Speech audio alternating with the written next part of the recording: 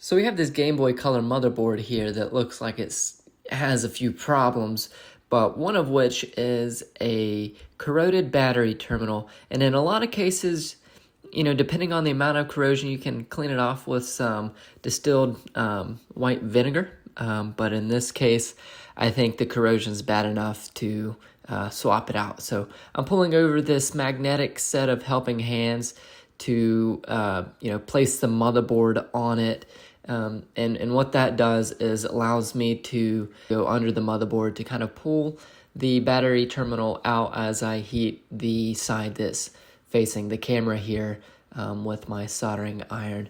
I'm going to add a little bit of fresh solder just to help with the flow of everything.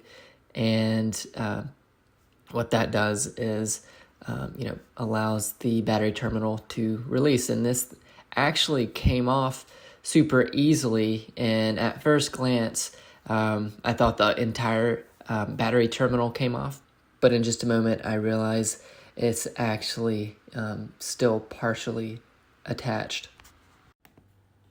So to remove the rest of it, it can be a little bit tricky, but I put the Game Boy up in the helping hands, and I'm heating the back side of the battery terminal while using these tweezers to pry the rest of the battery terminal out.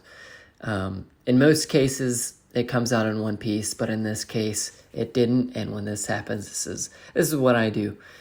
So in most cases, after this step, I get some desolder wick and remove any remaining solder from the battery contact. Make sure it is clean and so that I'm able to insert a new battery terminal. But in this instance, I had already removed most of the solder, so I am just using some IPA to clean up any residue before I go ahead and put in the new battery terminal here.